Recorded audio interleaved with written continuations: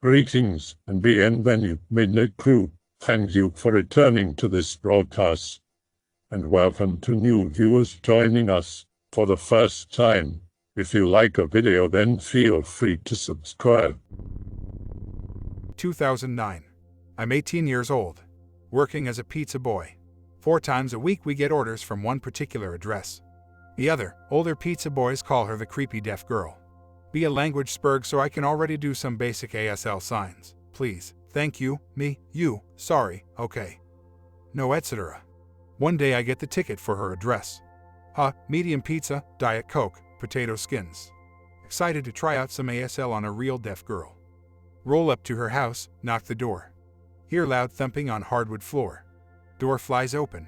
Skinny woman, greasy hair, dead skin all over her face, house smelled horrible. Stains all over her clothes, and I mean all over. Hand over the food, she takes it and puts it inside, then shoves $15 at me. Count it up, then sign thank you, bye. Her eyes lit up and she signed you sign. A little, bye. From that day forward on her special instructions she always asked for the blonde one to deliver and would tip pretty well. Whenever I delivered she would try and get me to come in but I couldn't because I was on the job. Doesn't matter, keep delivering anyway. A few months roll by. One Friday night she's my last delivery. The boss said to take it and bring the money and slip in next morning because it's a 30-minute round trip and he wanted to close up early. Whatever, fine. Medium meatball pizza, potato skin, Diet Coke. Zip over to her house, knock the door. She opens up. She looks like she's showered for a change. Good for you, lady. Hand her food over. $15 in return. She signs. Hello Anon, how are you? Okay, last delivery. Going home is so very good. Tired. I have coffee. Would you like coffee? Thought she'd bring it to the door, so I said sure. Great, come in. I'll make coffee. Oh, well, screw it, I'm technically off work. Might as well. Follow her inside. She leads me into the den. Her mom, maybe, is asleep on the couch. Cats, everywhere. I must have counted at least 6. It reeks. I think I know where the smell is coming from now. Furry little piss machines. She comes back with coffee and sets it down on the coffee table. Then opens up her pizza. Want one? No thank you, thank you. Don't know the sign for coffee, just point to it. She smiles and points to the cup, then signs coffee. Right, okay. Where do you live? Far from here, spell out town name. Wow, and you deliver all the way here? Yeah, I travel a long way for work. Talk like this for a while, basic sentences, kinda creepy vibe. Just some old lady snoring away in an otherwise completely silent room. No TV, no radio, but a load of old books and a laptop straight out of 2001. If they're this poor, why is she ordering pizza so much? Finish up coffee. She finishes half of the pizza. Then closes the box, takes the cup and goes into the kitchen and comes back. Pull out phone to check the time and messages. She picks up her phone and signs. Can we message? Hesitate, but screw it. She's probably just lonely and she seems like a nice person. She sent me back a text and I saved her number in my phone. The box only has her last name. I don't think she ever told me her name. Did she? She taps my shoulder and spells out Lydia. Oh, Lydia, that's a nice name. Thank you Anon. Your name is nice. Cat allergies start flaring. Take it as my cue to leave. I have to get going. It'll be past midnight before I get back. Thank you for the coffee. No problem. I'll message you. Grab helmet and gloves, say bye at the door, go home. Get in. Can still smell the house on me and my eyes are stinging due to cat allergies. Strip and throw clothes into the hamper. Take a shower. Come out, look at phone. 5 new messages, all from Lydia. Oh, okay. Pretty much all of them are. Thanks for stopping by. It was nice to hang out with someone for a change. Thanks for your number too.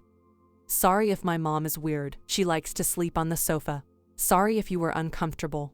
Sorry if our house is strange. It usually looks better but it's been a busy week. Too tired. I'll message back tomorrow. Wake up. 1 new message. Good morning Anon. Sent. 5 a.m. All well okay. Message back good morning. Told her not to sweat the house stuff. It was nice to offer me a coffee after my shift ended. Then we entered the getting to know you phase, which kind of feels like friendly interrogation. I'm reading a book at the moment. Do you read books? I like to play online chess. Do you play chess? What other games do you play? I'm making pasta salad for my mom and me. Do you like pasta? Do you always ride a bike or is it just for work? I've always want to know how you know signs. Do you have a deaf family member? Tell myself, she seems lonely and is probably just not used to talking to people. It's not a big deal. She's probably just excited. Answer her questions. Fire some back at her to keep the convo going so it seems less of a one-sided interrogation. This keeps up all day and I established that. She plays chess a lot. She reads books a lot. She pretty much sticks to Italian cuisine. She doesn't drive and neither does her mom, so getting around is hard, expensive as she lives in the sticks. She's doing a distance learning course. She likes watching DVDs with subs. Her cats' names are all named human names. Didn't have the heart to tell her I'm super allergic to cats. Didn't seem relevant to tell her that, and didn't want to make her feel bad that I spent 2 hours filling my lungs with cat hair and spent the remainder of the evening rubbing my eyes. I've never been on a bike before. Do you ever have passengers besides pizza? Haha. Yes, rarely. That's really cool. I'd like to do that someday. Thought nothing of it. The week rolls by. I deliver pizza to her on Thursday and she tried on my helmet. Her hair was greasy again, but whatever, it's a helmet. Saturday rolls around. I deliver her the usual. She asks if I want to come in again. Sorry, gotta go back to work. Maybe next time. She looks disappointed, but signs. Okay, see you next time, Anon. Hit back to Pizza House. Other guys giving me the her. Check it, the pizza gigolo is back, etc. Go sit on the delivery bench. Whip out phone. Wanna come round after your shift ends? Oh, not really. I don't want to reek of cat piss and get itchy eyes again. But if I go home at 10, I'll just go to bed and it is Saturday. Better idea. I was planning to go home straight after work, but if you want to, we can go for a ride. Almost immediately. Yes, OMG, that sounds great. Well, okay. Finish shift. Ride back to her place. She comes out in a long dress and nothing else. Sorry, wrong clothes. You'll get cold. Sorry, I'll be a few minutes. Comes out in sweater and jeans. Give her my helmet and jacket. If she comes off, I don't want her dying. Before we get on, I take her through the rules. Get on the back, pull your feet up, wrap your arms around my waist strong. Do not lean either way, I'll balance. If you get scared, just shout and I'll stop. Got on. She got on. Felt her leg on the back of my thigh. She wrapped her arms around my waist. Decide to go to the 7-Eleven so we can get soda. It's a 30-minute round trip, so it's fairly short for a new rider. Start off slow. I can hear her nervous giggling and she wraps her hands in extra tight as I open the throttle. Can feel her heavy breathing. Roads are nice and empty, just a nice, chill cruise to the 7-Eleven. Park up. Put my thumb up to let her know she can get off. Dismount. She's literally jumping up and down giggling. Smile. Take the helmet off. Signing so fast I can't make heads or tails of what she's trying to say. Did you like it? Yes. Wasn't scary? A little, but it was fun.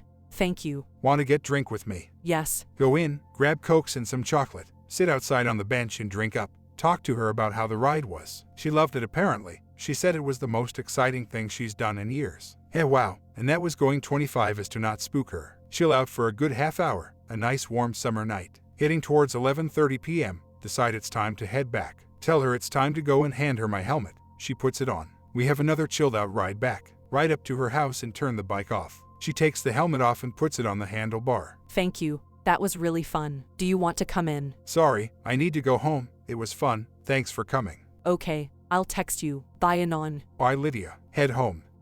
This sort of Saturday night ride became a regular thing for a couple of months. We'd go to the 7-Eleven. The park, the local tavern with a pool table. It's always dead in there. Just old people drinking beer at the bar watching TV. Owner didn't care that I was under 21 as I never tried to order alcohol.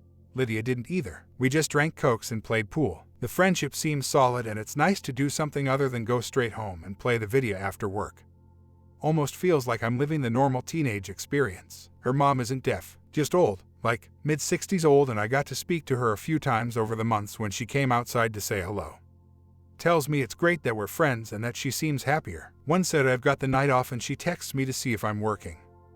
I tell her no. She asks if I want to go out and get dinner with her instead. Screw it. Okay. Ask what she has in mind. What about a steak? Sure, I know where we can go. I'll come by around 5. We go to a steakhouse and get steak and fries each. We talk and joke while we eat. Same old, same old. She asks what I'd like to do after dinner. Dunno. Kinda figured I'd drop you home and then go home. We could watch a DVD if you want. Think for a sec. That means either going to the cinema, which I hate the cinema, or going to hers, which my eyes, or my house. She's never been to my house. I've known her a few months and my parents know I hang out with her.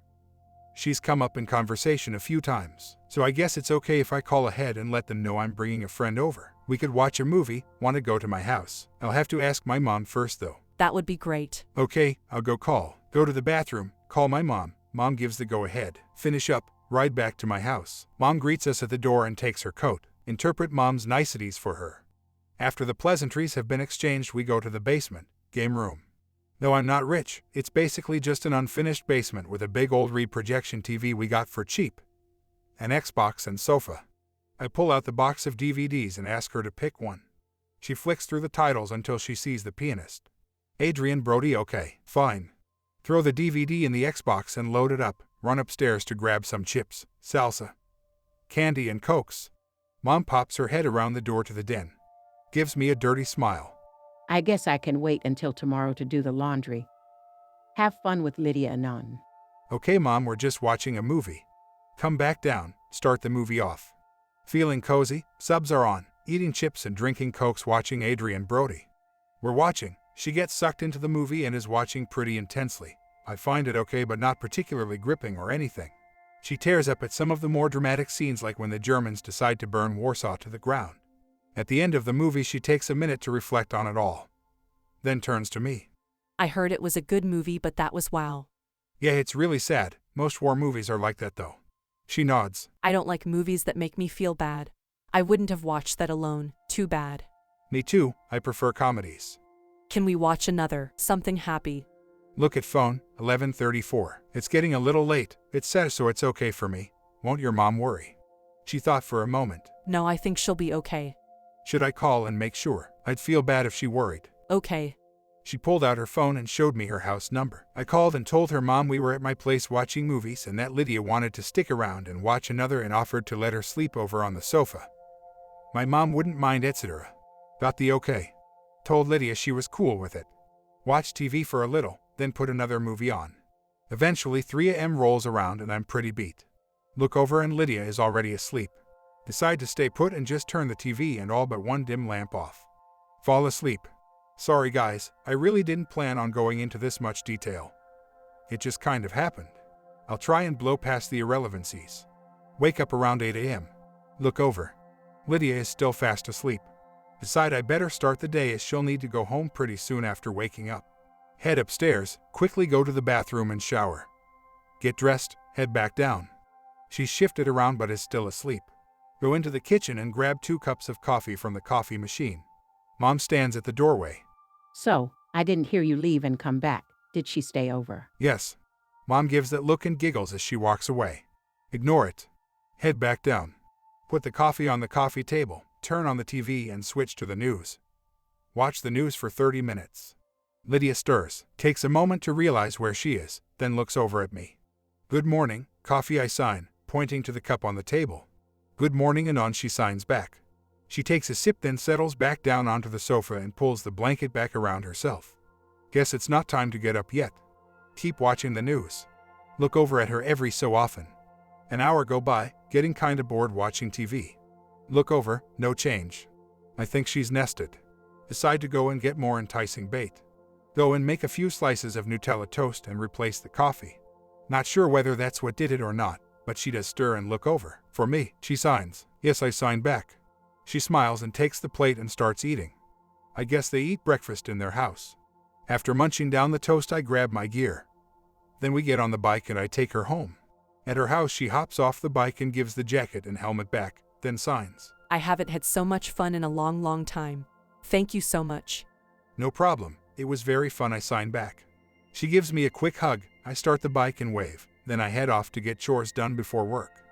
Do just that. Go home, get chores done. Go to work. Lydia texts me during this time, very excited that we watched a movie together, and starts asking what other kinds of movies we could watch. Of course, the matter of when the next time comes up, I really don't know. I usually just accept whatever hours I can at work because money is great. Look at Rhoda. Not on Seri. Next Friday night or Seri. I finish at 10 p.m. Lydia agrees and the rest of the week goes by as normal. Deliver to her on Wednesday and say hi and text during the meantime. Friday finally rolls around and I pick her up after my shift ends. We go back to my place and watch down Periscope funny movie if you've never seen it. During the movie she smiles and taps my shoulder. She pulls a small bottle of peppermint schnapps out of her bag. Would you like some to put in your drink? Sure, thank you. Well, this is a nice treat. We didn't really have a liquor cabinet as my mom likes hard cider and wine. She was never a fan of spirits. Drink the peppermint Coke, get cozy, watch Kelsey Grammer command a submarine. After the movie we put the news on and chill. She's not drunk but Lydia is a little buzzed. She taps me on the shoulder and signs. I hope we can always do this.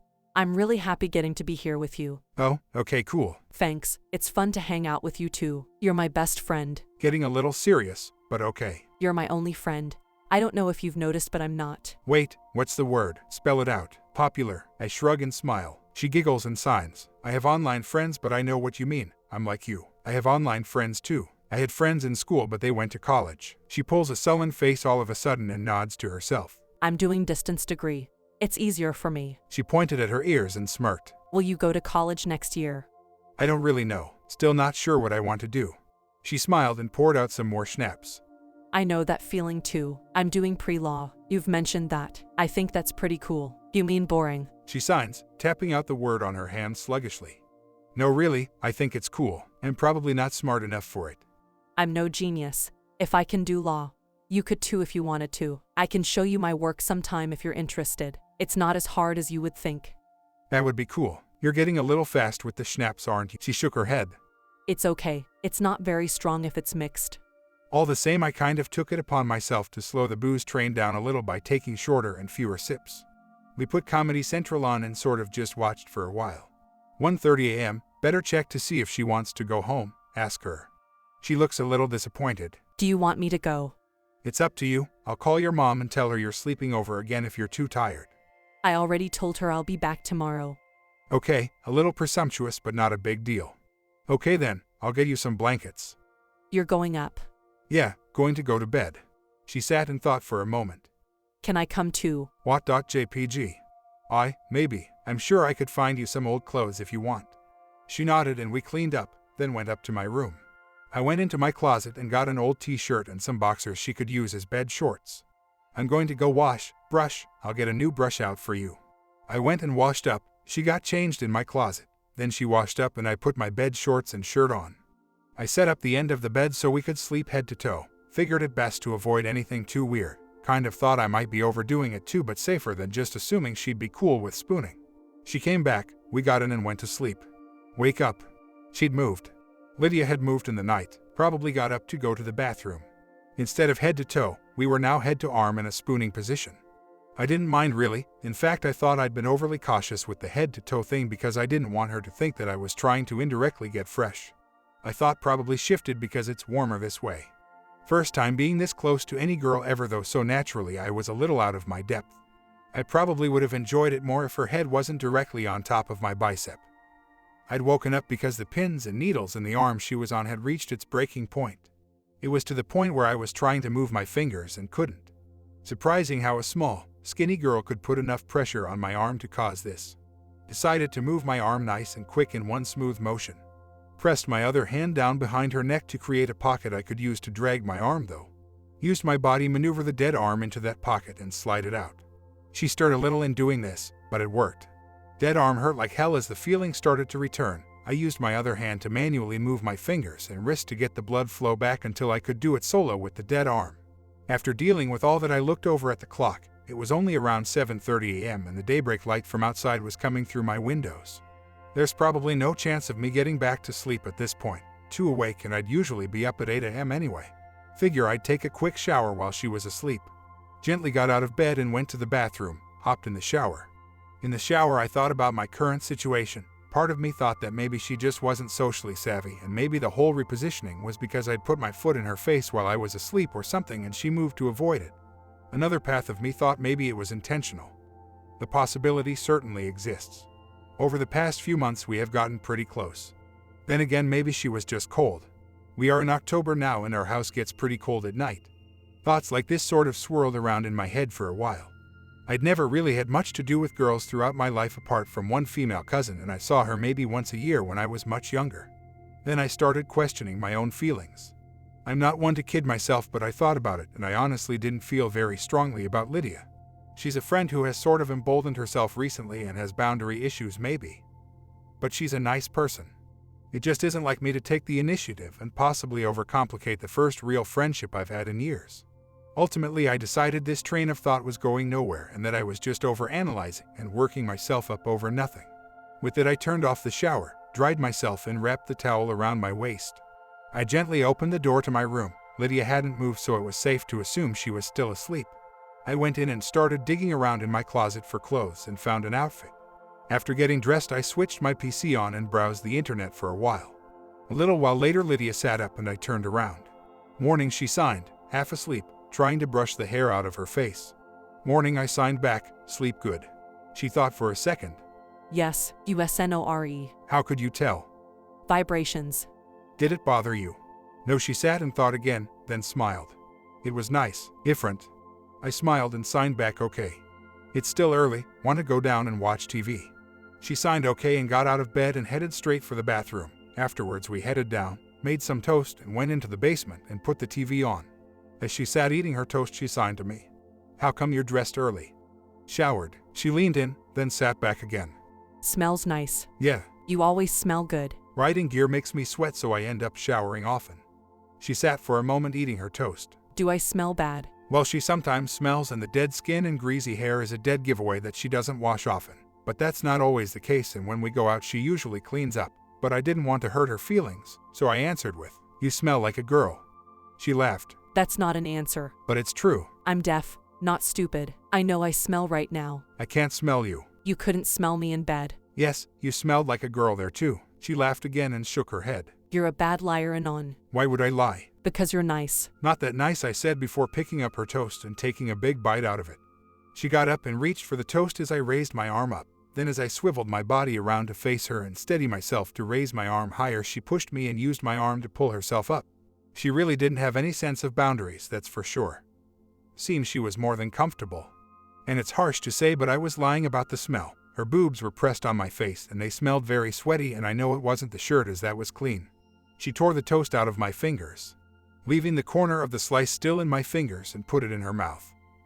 And while giggling pushed her armpit down onto my head, laughing loudly. I'll admit it was a little overwhelming to have a girl roughing me, going from no physical contact in ages to some, then a lot. Aggressively was a little much, but she seemed to be having loads of fun. I tapped the side of the sofa signaling I'd given up, and she released her grip from around my head. Then she did something I never thought I'd hear. She leaned close to my ear and in the quietest, tiniest voice said, "Told you." The gravity of her speaking was immense. You have to realize that I'd spent months around her, and the closest I ever got to hearing her say anything was her laughing or sighing or making to sound at some part in a movie. No actual words formed ever. The entire time, I was extremely taken aback by it. Ironically, her talking left me speechless. I brought my hands up to sign something, but the words wouldn't come.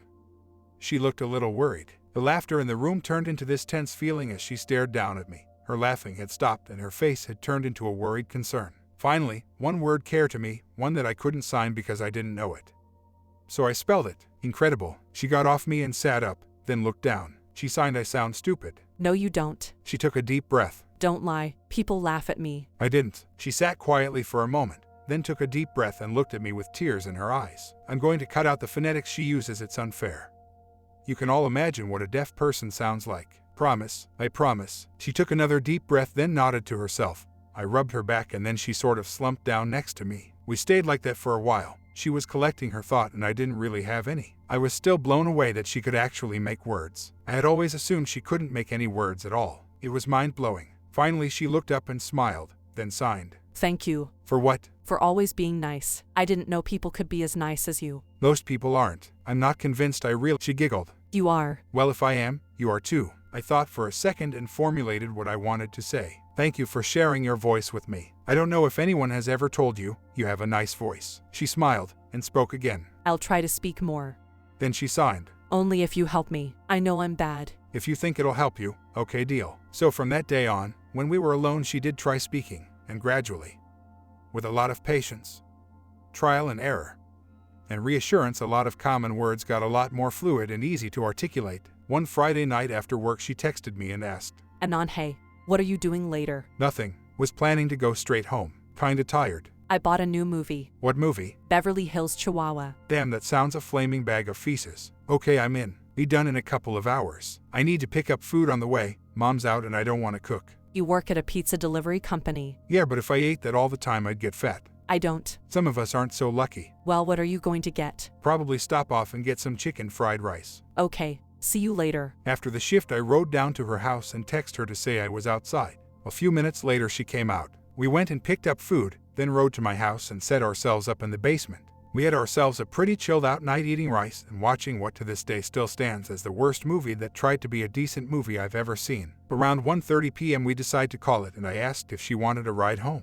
She shook her head and said, If it's okay, I'll stay here. Mom knows. Mine doesn't. But Lydia has been coming over almost every Friday for months, and past her teasing I thought my mom was just happy I wasn't sitting in the basement by myself. She'd commented that since my friends left for college I was lonely and that Lydia made me seem like my normal self. Of course, she always ruined it with "So have you poked her yet?" I text her anyway because it's polite. Just a quick "Hey, Lydia's staying over. Too late to drive back. Saved you some leftover Chinese food in the fridge. See you tomorrow."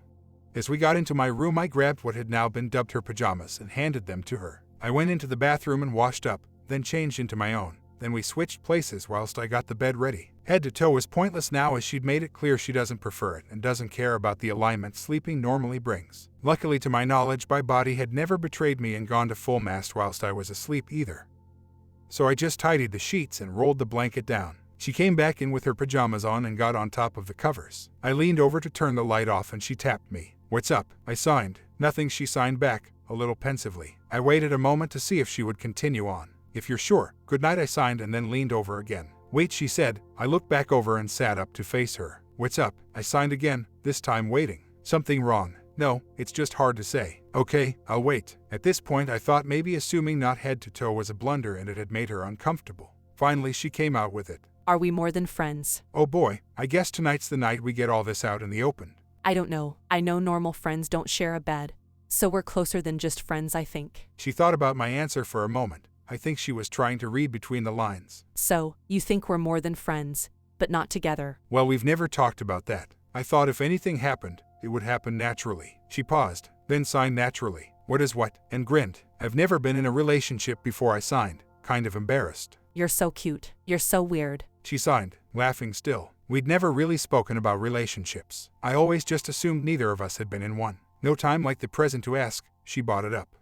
"Have you had a boyfriend?" I signed, still smiling. She shook her head no. "Never." I felt a tinge of relief, which was comforting but a little surprising at the same time. She tapped my knee. "Well, I like this," she said, pointing at the both of us. "I do too." Quickly she put her hand over my eyes, then kissed me on the lips. It was very brief, like a peck. Afterwards it dawned on me that she had just given me my first kiss. She sat watching me, smiling. That was wow. She put her hand on mine, and taking that as my cue, I pulled her close and kissed her back. It's interesting how little goes through your head in these situations.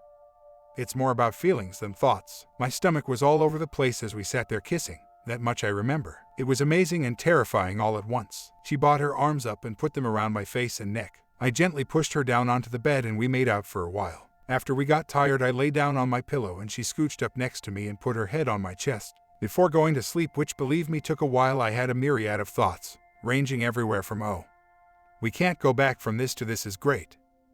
I'm so happy she felt the same. Ultimately I settled on "well, no turning back now." Before falling asleep, when I woke up she was sitting stroking my arm. Good morning. How did you sleep? "I slept good," I signed. "You?" "Very good," she signed, settling down next to me. I stroked her arm for a little while, then she pulled it close and kissed my hand. We pretty much spent the whole day in my house, cuddling, kissing, watching TV, talking about stupid stuff we'd usually talk about. It really did just feel like the natural progression of us. It's hard to explain it, but it felt right. It felt natural being like this. After the day ended, I dropped her home and we kissed before she went inside. "See, this here is the dip. You knew it was coming. I'm sorry, Anons, but it starts going down from here." Over the course of a few months I noticed that the more comfortable she got around me, the aggressive and assertive she got. I don't know if it was her schoolwork was ramping up or just that the relationship had gotten sour. But there was criticism where there was none, insults where there was none. They were subtle at first, small things like asshole or stupid. Then came the more serious stuff, uncharacteristically mean, personal stuff. Then just go away and you need to shut up when I tried to talk to her about what was going on. It got to the point where I dreaded hanging out with her because she was fine one moment and pissed off the next, and I just couldn't work out what was going on. It got to the point where I just didn't want to speak when I was around her for fear of having to deal with her instant bad moods. She seemed like she didn't enjoy her time with me anymore either, and it just seemed to get worse and worse. My mom noticed the change in my demeanor and asked what was up. I kept telling her nothing. For about 2 months I just shrugged her off and told her it wasn't her business. One night we were sitting eating dinner and I was barely touching it. It was spaghetti and meatballs, my favorite food, and she'd used the family recipe, so those meatballs were awesome. I just say, looking over at the TV. "Anon, it's getting cold," she said, picking up her wine glass. "I'm not hungry, Mom. I'll put it in the fridge." As I got up, she stood up with me. "Cut the shit, Anon. Something's up with you and you're not going anywhere until we talk about this. What is it?" She looked serious. I knew I'd have a fight on my hands if I tried to get past her, and if that happened there would be no ignoring this anyway. She took a sip from her glass and said, "It's Lydia, isn't it?" "No." "Don't lie to me, Anon."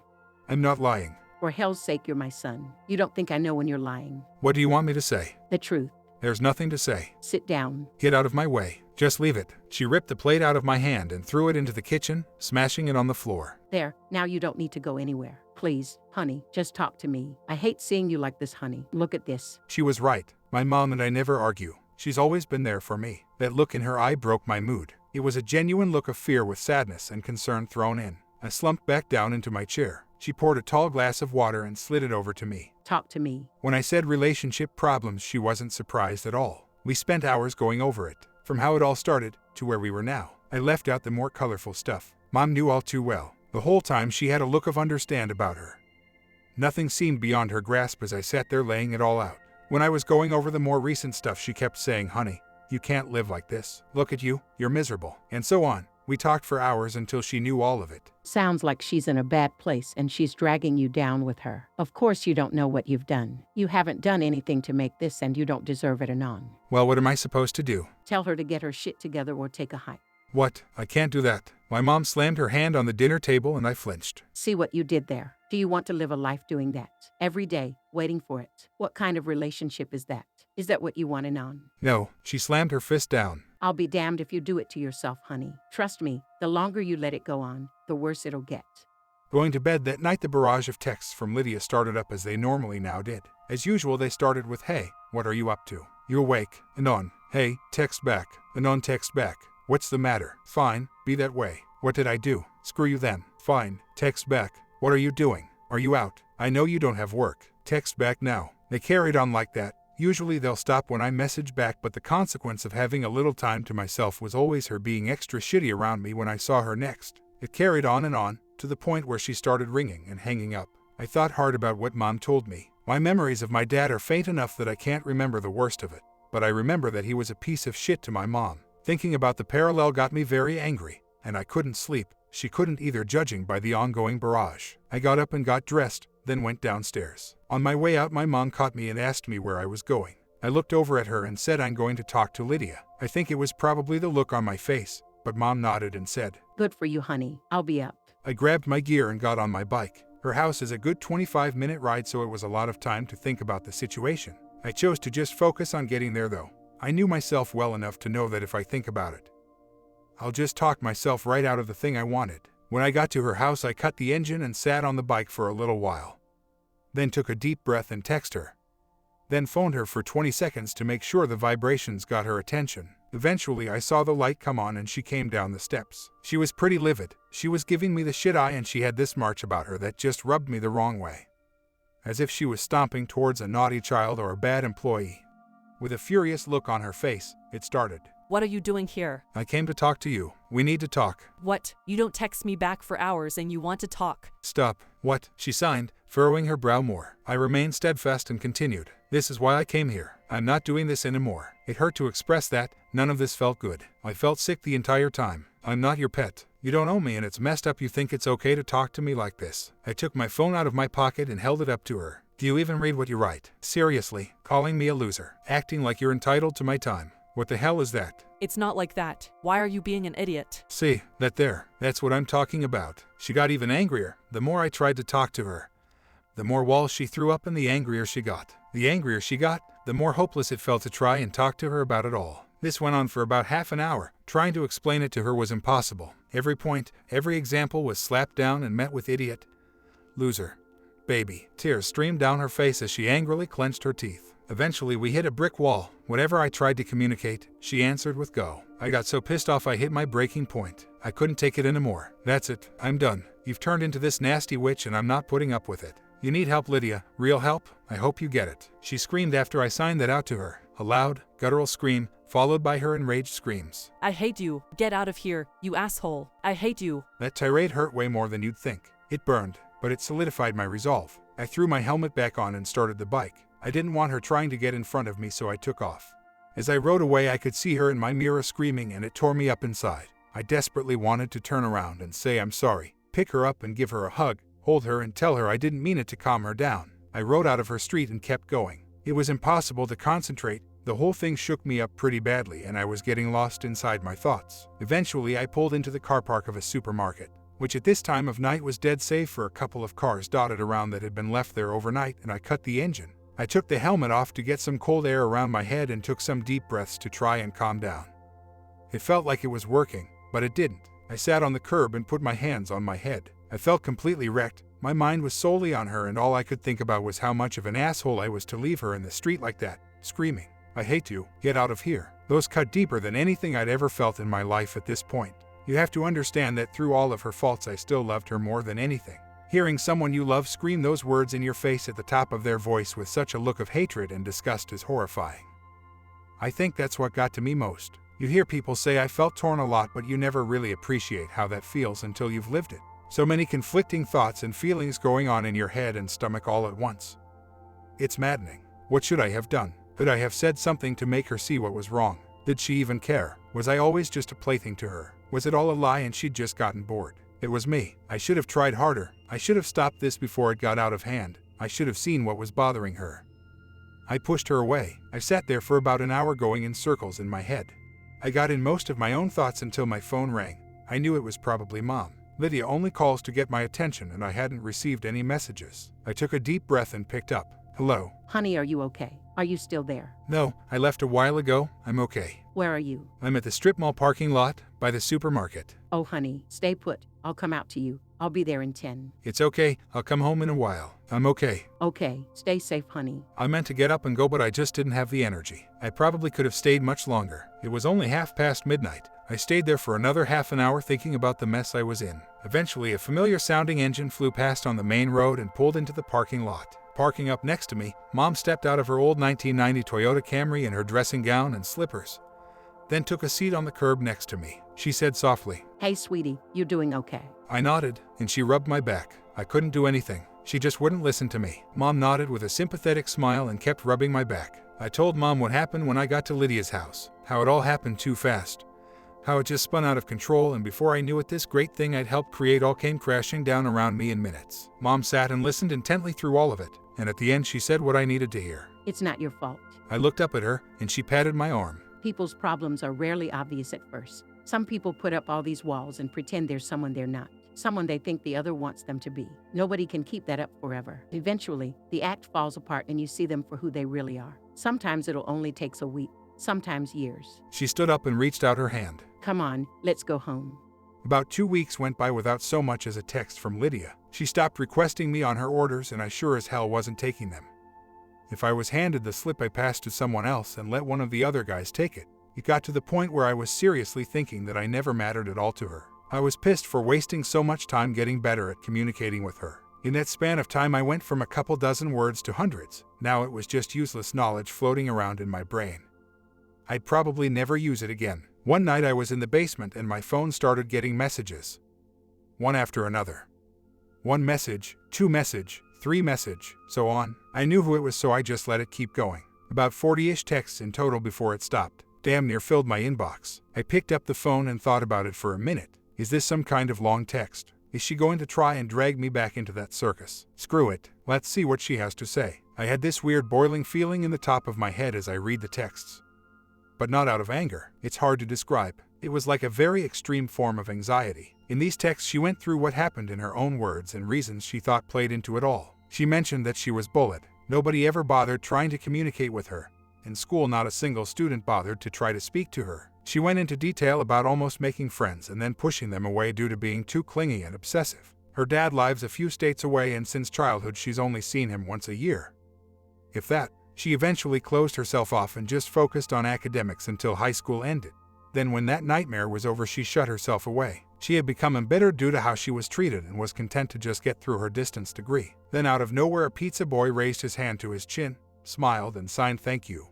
And just like that, I didn't feel so alone anymore. For the first time in forever, I was so surprised and happy I couldn't stay still. She went on to describe our beginnings and how giddy she'd get when she heard my motorcycle pulling up on deliveries. How sweet I always was, how much I tried in learning how to talk to her. How the first time she got on the back of the bike, she squeezed me extra hard. Not because she was scared, but because it was a chance to hug me tight and express her feelings for me. She began waking up with a smile on her face, thinking of me all day.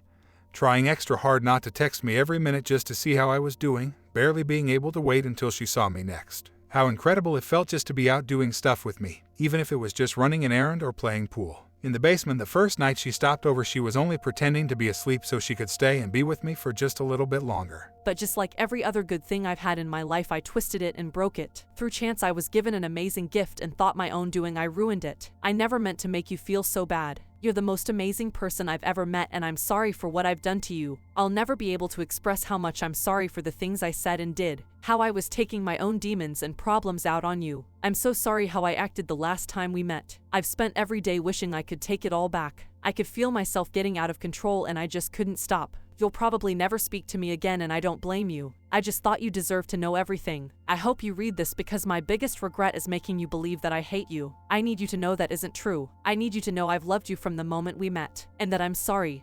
I must have reread that text about 10 times before I lay down on the couch and put the phone on the floor. I put my arms over my eyes and took a deep breath. The conflicting thoughts spiraled on my head. She obviously put a lot of thought into all that. You can't just say nothing. She's just trying to bait me into talking to her. I bet the little psychopath will start ringing any minute.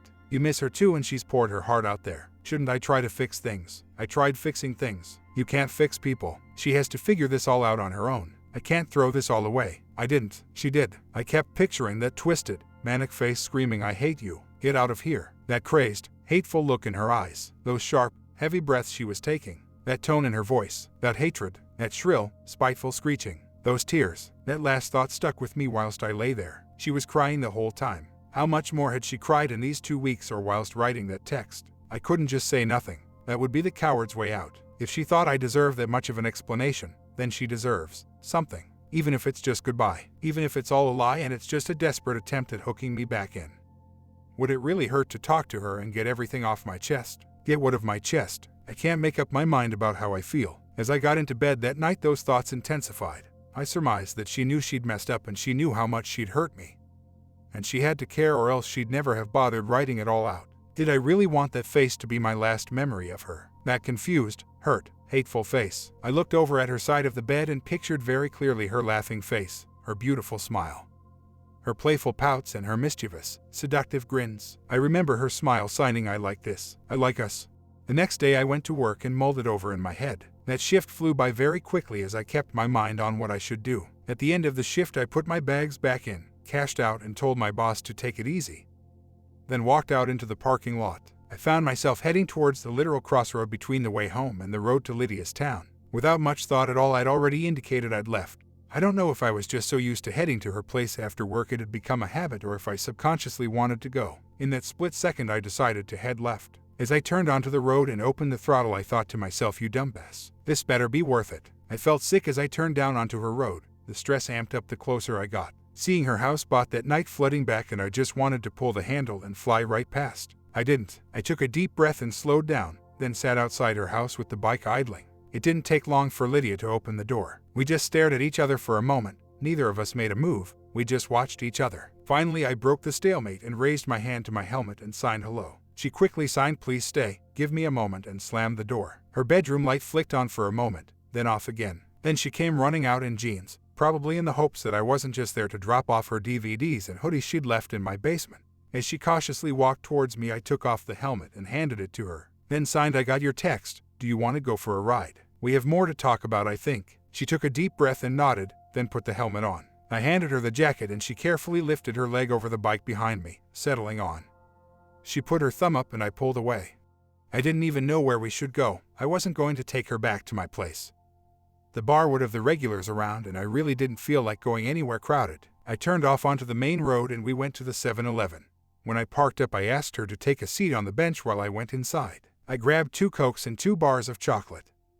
I stood looking at the candy, hoping that what I wanted to say would come to me, but it just wouldn't. I was going to have to wing it. I paid at the counter and went outside. Then we went and sat on the bench. I handed Lydia her bottle of Coke and then twisted the cap off of mine and took a long drink. She just sat there with this worried look on her face, holding the bottle with both hands, staring at me. I put the bottle down on the floor and turned to her. She stared at me with an intense and worried look of anticipation. Before I started on what I wanted to say, she teared up. "This is the last time we'll do this, isn't it?" She signed, trying to hold back from breaking down. "That depends on how this goes." I signed back, trying not to show how much the realization hit me too. "I'm sorry," she signed, before she broke down in tears and threw her arms around me. I'm sorry, I'm sorry, I'm sorry," she cried into my ears, gripping me tightly. I tried to push her back, but it made her grip even tighter. Her slender, delicate arms became like a vice around my neck as she screamed. No, Anon, no, please, stop. I quote him sorry, please stop. Her crying was so loud I couldn't think. It was all I could do, just keeping my composure and not fall apart with her. With her like this, I couldn't tell her anything, so instead I wrapped my arm around her and held her.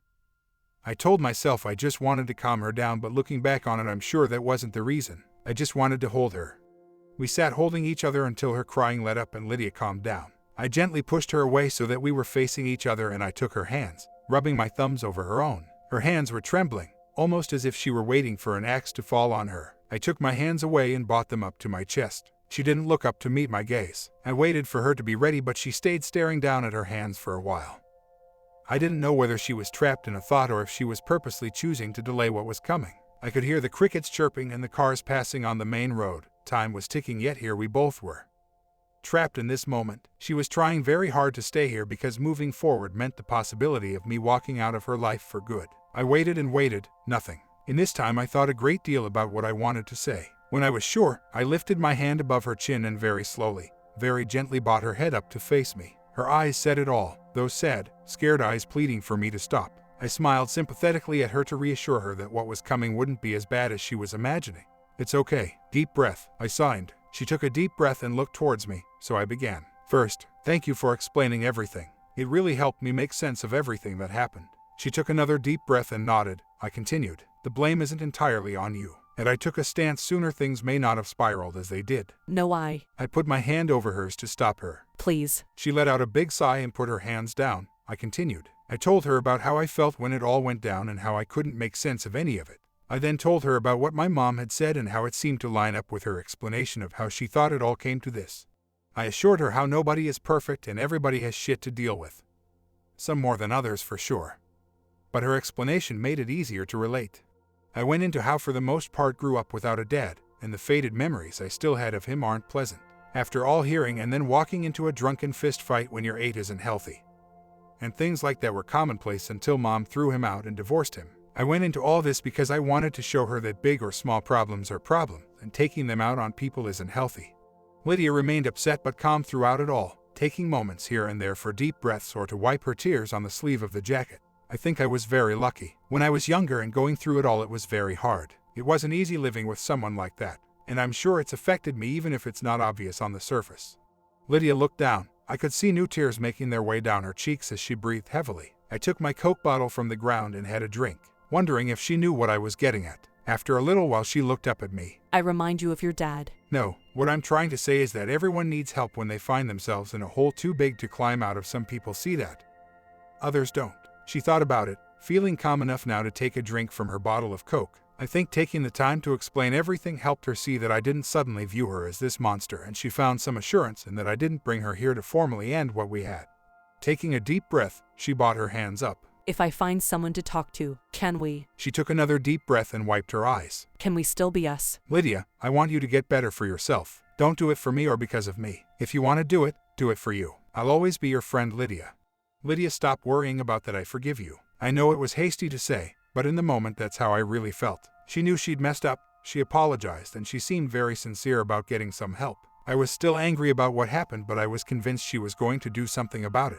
I didn't want her going home that night thinking I hated her because that wasn't true. I was just mad at her and I couldn't stay mad forever. Plus, I'm not the type to hold things over someone's head. I like to think I'm a bigger person than that. I've always held the thought that if someone is truly sorry, it's petty to keep on punishing them. If Lydia said she was going to get help, then I wanted to believe she would.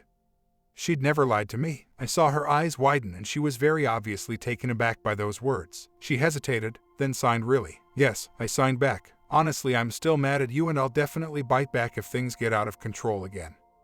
Make no mistake, but I missed you and I forgive you. She teared up and smiled. It was almost like I could see the relief spreading over her face and down her body. It was still tense, but there was this relaxation that swept over her. She very timidly put her arms around me, almost as if she was expecting me to stop her. Instead, I reached my arms around her and pulled her in, then squeezed her very tightly. I could hear her short, shallow breaths next to my ear and her heart was racing. She gripped even tighter and whispered, "I'm sorry." I could hear her trying her hardest to stop the tears, and her cheeks and eyes were already red from the tears she had shed all night.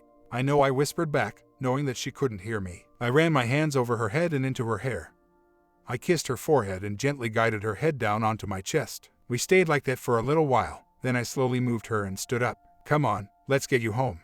We rode back to her place and she had her arms wrapped around me much tighter than usual, instead of holding her head up to look left and right as she usually does. I could feel the side of helmet pressed against my back. Once we reached the house, I cut the engine and we got off. Lydia handed over my helmet and jacket and I rested them on the seat of the bike. We stood and stared at each other for a while. There was a tension between us, but I remember the cool breeze whipping around and gently blowing against the leaves in the tree in front of her house as we both waited for the other to say something. "I'm glad we talked," I signed. Me too. Thanks a lot for coming. I really didn't expect you to. I smiled. "I didn't expect you to send that text. You should thank yourself for being honest with me. It took a lot of courage." She smiled. I was really scared when I sent that. I'm glad I did. I held my hand out and she placed her hand in mine. I smiled and looked into her eyes. I thought about how we were both in the same spots 2 weeks ago, and how this face is so different to how she looked at night. That wasn't Lydia. I thought to myself, this is my Lydia. That smiling, happy face that echoed the happiness we shared. That face that greeted as she ran out of her door and up to me. That's my Lydia.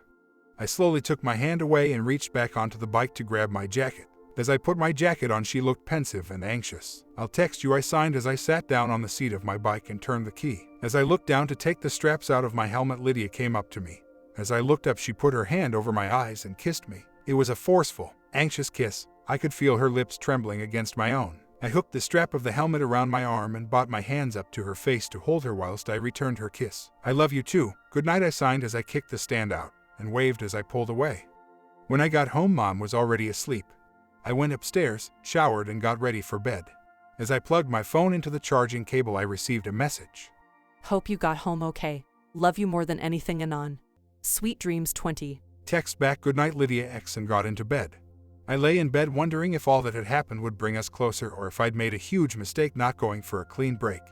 I know how I felt, but in reality, life always finds a way to screw you over in spite of your best intentions. I couldn't help but feel nervous about the situation. Would she find someone to talk to? If she did, would it even help? If it doesn't help and we fall back into that pattern, will I have the stones to tell her to go away?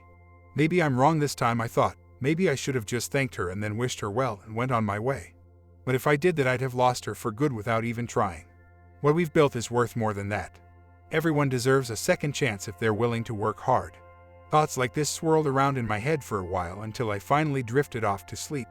Lydia and I texted over the next week. We kept it light, just checking in with each other with things like "How are you?" and "How's work?" etc. I delivered it to her house on Wednesday.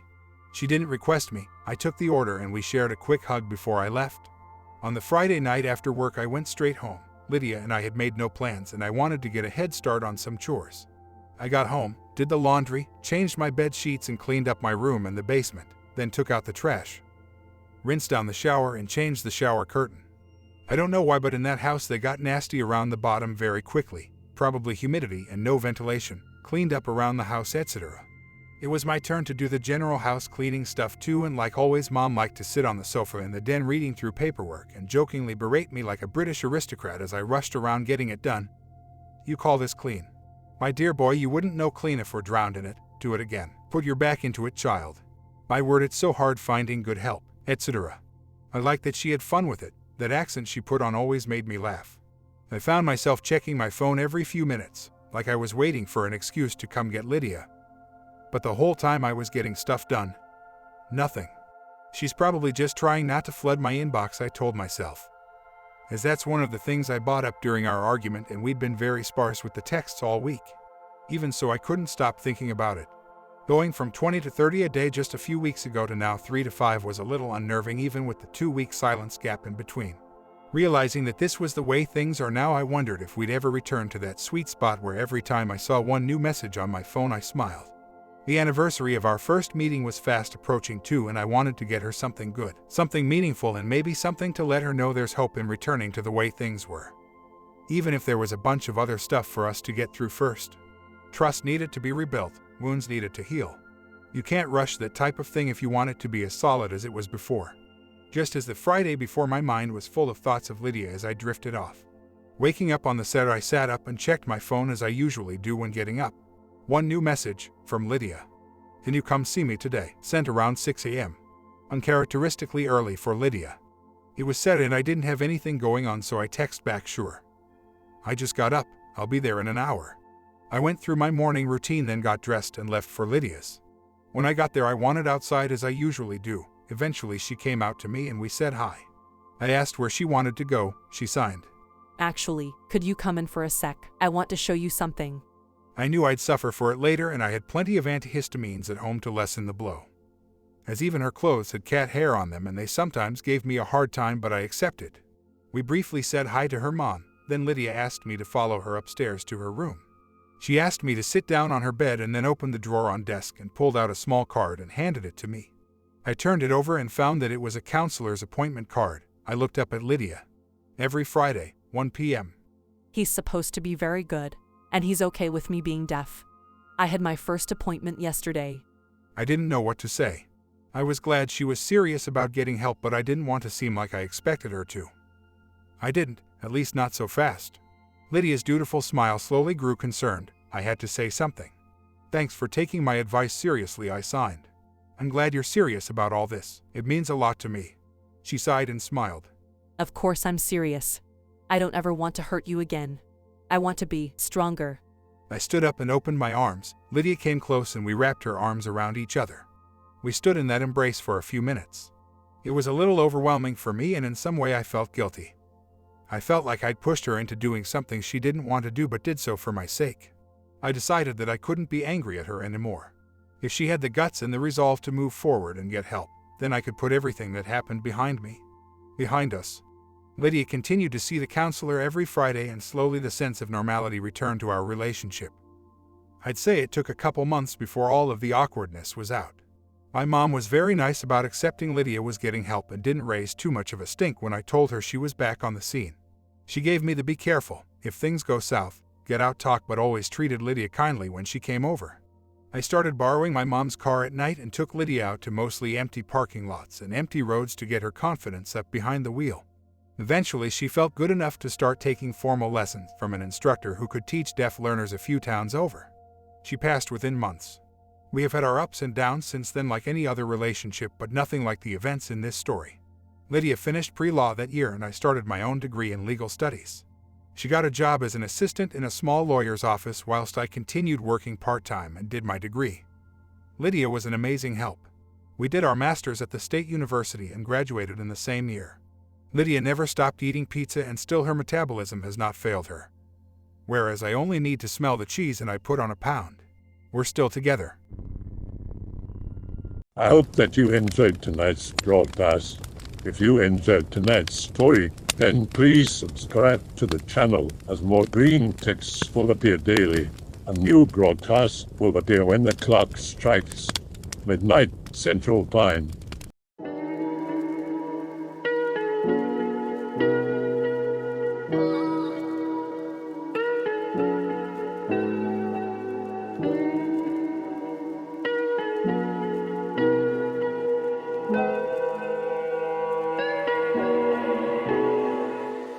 Remember to check out the Odyssey page in the description for a second archive of the channel's videos.